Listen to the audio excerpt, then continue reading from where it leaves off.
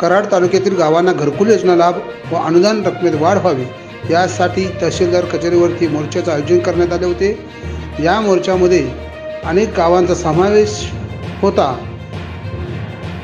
घरकुल योजनेतील प्रतीक्षा यादीत असलेल्या सर्व वंचित कुटुंबांना घरकुल मिळावे तसेच घरकुलांच्या अनुदान रकमेत वाढ होण्याबाबत निवेदन प्रांताधिकारी गटविकास यांना दिले।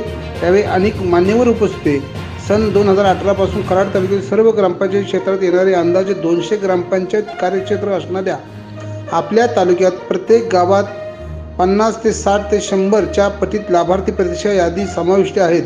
माणसाच्या मूलभूत असणाऱ्या गरजेपैकी निवारा अर्थात हक्काचे घर व्हावे हे प्रत्येक व्यक्तीचे स्वप्न असते।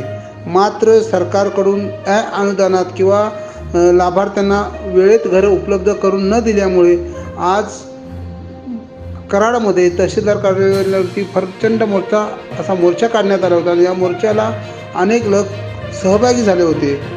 या आंदोलनाला भीमशक्ती संघटना तसेच शेतकरी संघटनांनी पाठिंबा दिला।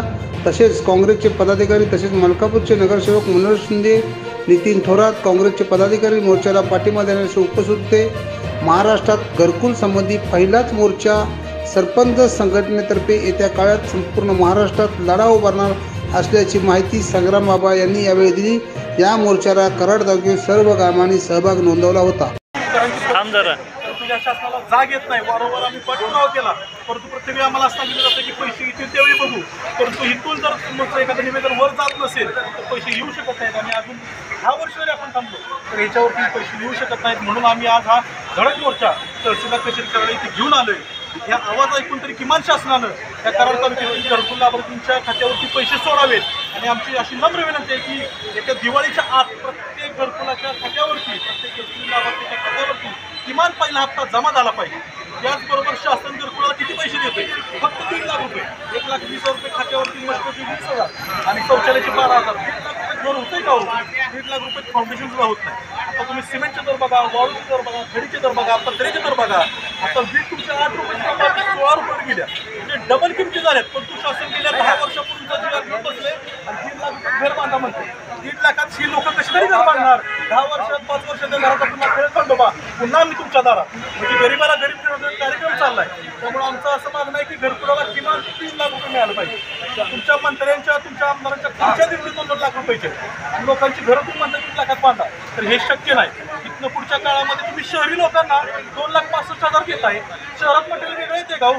आम्ही ग्रामीण भागामध्ये मटेरियल घेऊन जात असतो, सिमेंट असते, असत्या, आम्हाला वाहतूक खर्च वाढतोय। आमचं उलटं म्हणणं आहे की शहरापेक्षा ग्रामीण भागात जास्त गरज आहे। त्यामुळे शहरांना 2.5 लाख आणि ग्रामीण भागात 3 लाख हे चुकीचं समीकरण आहे। त्यामुळे प्रत्येक घरकुल लाभार्थीला किमान 3 लाख रुपये मिळावं याची दुसरी मागणी घेऊन आम्ही इथपर्यंत आलोय। आणि जर इथून पुढं या 2-3 महिन्याच्या कालावधीत शासनाने जर हालचाल नाही केली तर इथनं पुढचं आंदोलन आम्ही तीव्र करू। एवढं बोलतो थांबतो। धन्यवाद। गेली 10 वर्ष निवेदन द्यायला साधा येत नाही, काय समजतात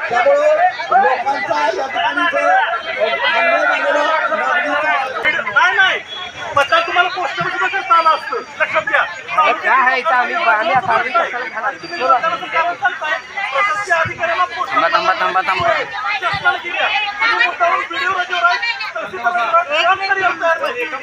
भाडे मांडलेले नाही सध्या, पगार मोड करून लोक आले नाही। आणि तुम्ही जे पगार घेताय नाही तो आमच्या खिशातच होतो।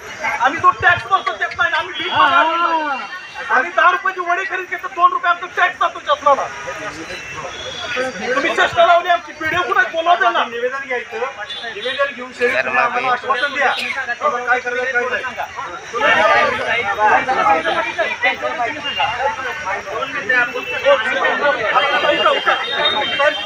काय लोकांचं कारण तुम्ही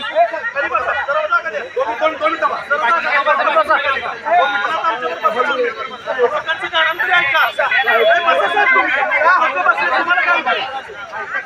ऐका तुम्हाला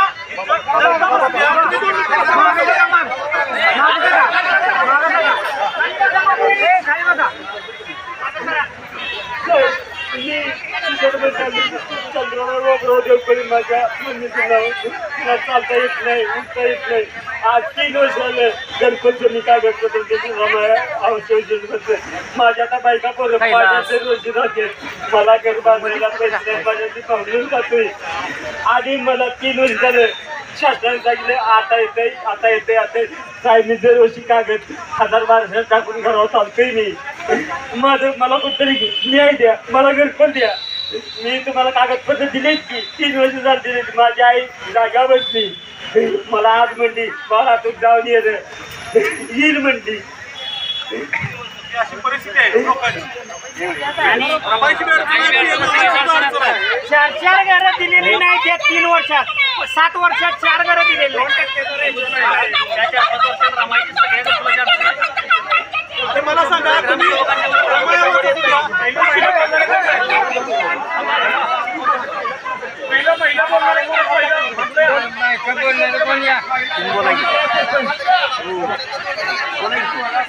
महिला प्रतिनिधी विनंती करेल की आपण जे घराला मांडायला आलोय त्या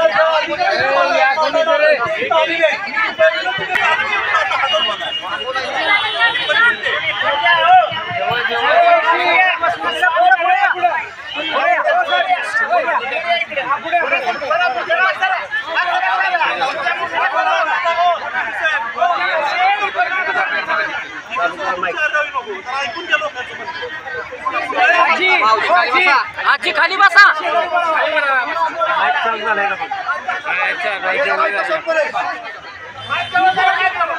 शरद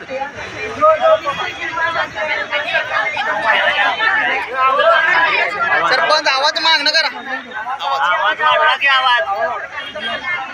जवळ धरा माईक. माईक जवळ धरा. माईक जवळ जवळ अजून जवळ धरा किंवा पार तोंडाला चिकटून.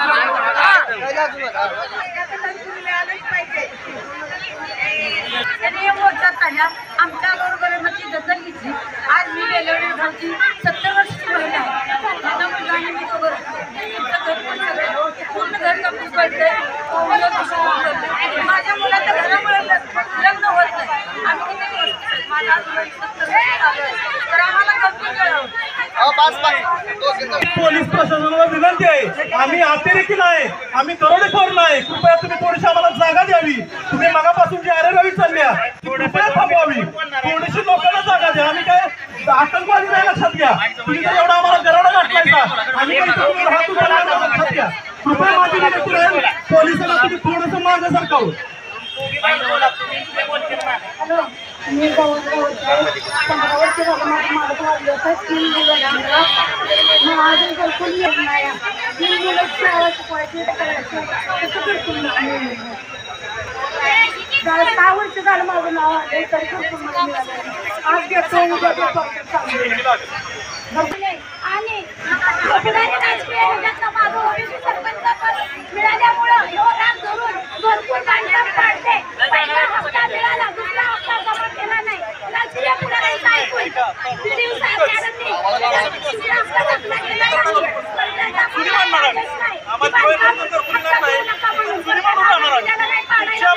तुमच्या फ्लॅटमध्ये येऊन राहणार आणि घरकुलला पैसे मंजूर संग्राम पवार अध्यक्ष साहेब यांच्या वतीने पाठिंबा.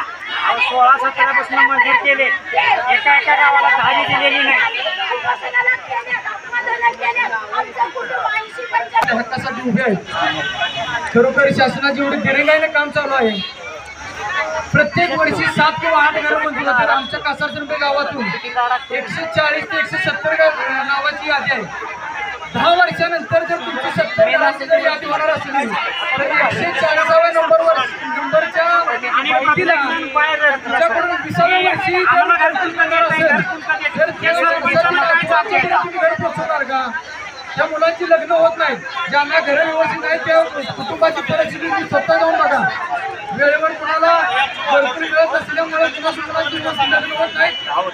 बरेच असे घरं असे आहेत खेड्यापाड्यातील घरामध्ये अक्षरशः पावसाळ्यात चिखलात माणसाला झोपावं लागतंय. एवढी बेकार अवस्था आहे. आणि तुम्ही वर्षात जर 7 घरं लोकांना देत असाल तर तुम्ही 140व्या नंबरच्या माणसाला 20 वर्षानं देणार. जगला वाचला तर तो कच्च्या घरात राहील. एवढी तुम्ही फास्ट तुमच्या आहे मी शासनाचा जाहीर निषेध करतो. संग्राम बाबाला सर्व आमच्या ग्रामपंचायत सदस्यांच्या वतीनं पाठिंबा देतो.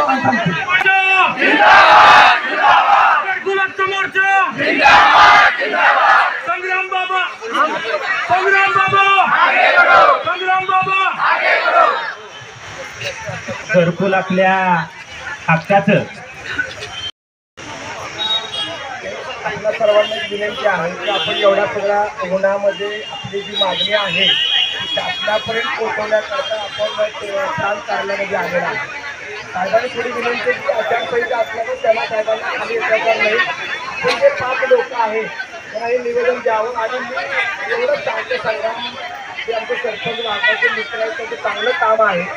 हा थोडा धोरणात्मक निर्णय आपल्याला घ्यावा लागणार आहे. आदरणीय राज्याचे माजी मुख्यमंत्री श्रीराम बाबा येतील त्यांना हा विषय आपण त्यांच्या माध्यमातून शासनापर्यंत नेऊ. तुमची मागणी जास्त आहे म्हणजे ती पुरी करण्याकरता आम्ही किंवा खरं मंडळी तुम्हाला तुमच्या पाठीशी आहोत. मी तुम्हाला विनंती करतो की आपल्या 5 लोक सरपंचांना घेऊन आपण निवेदन त्यांना द्यावं. आपण एवढा मोठा उन्हात सगळी लोक बसलेला आहात. थोडंसं प्रशासनाने आपण थोडं सहकार्य केलं पाहिजे. आपली मागणी योग्य ठिकाणी शासन स्तरावर जाऊन त्याला निपटारा कसा होईल आणि ती मागणी कशी मंजूर होईल या दृष्टिकोनातून आपण विश्राम बाबांच्या माध्यमातून प्रयत्न करू. आणि सध्या महागाईला योग्य मागणी आहे आणि शासन विचार करेल याची मला पूर्ण खात्री आहे. आपण थोडं सहकार्य करावं आणि आपण आपल्याच्या 5 लोकांना वरती साहेबांना निवेदन द्यावं की एक परत आपण बाबांना बांधल्यावर नेऊन पोस्ट करूया. देत आहे राजकीय पक्षांच्या मोर्चाला परमिशन देत आहे. परंतु गोरगरिबांच्या घराच्या मागणीसाठी तुम्ही जर आचारसंहितेवर ढोंग लावत असला तर ते आम्ही खपून घेणार नाही. आमची एक विनंती राहील तालुक्याच्या या कोपऱ्यापासून त्या कोपऱ्यापर्यंत गोरगरीब महिला इथं आल्यात तुमच्या दारात. जर तुम्हाला दारापर्यंत यायचं कष्ट जर होत नसेल तर आम्ही 4 दिवस गेले तर इथंच थांबू. परंतु तुम्हाला बाहेर येऊन निवेदन आमचं स्वीकारावं लागेल. बरोबर आहे बरोबर. आणि आम्ही हक्काचे पैसे मागतोय. आम्ही भीक मागत नाही. आम्ही जर दुकानात 10 रुपयाची साबणाची वडी खरेदी केली तर 2 रुपये आम्ही टॅक्स देतो खिशातला. त्यामुळे आम्ही कुणाला भीक मागायला आलेलो नाही. त्यामुळे आम्ही एवढंच सांगेन आज तुम्ही जाणून बुजून BDO साहेब असतील तहसीलदार साहेब असतील सगळे रजेवर गेलेत. आमची लेखी तुम्हाला मागणी आहे. लेखी सूचना होती तुम्ही आमचं जे म्हणणं आहे ते ऐकण्यासाठी इथपर्यंत या. परंतु जाणून बुजून हे अधिकारी रजेवरती गेलेले आहेत. त्यामुळे सर्वांचं मी BDO नाही BDO रजेवर गेलेत. तहसीलदार रजेवरती गेलेत. जर तुम्हाला या गोरगरिबांचं जर म्हणणं ऐकायचं नसेल तर तुम्ही तुमच्या खुर्च्या खाली करा. एवढंच तुम्हाला सांगतो. घरकुल आमच्या हक्काचं आणि मुलांच्या हक्काचं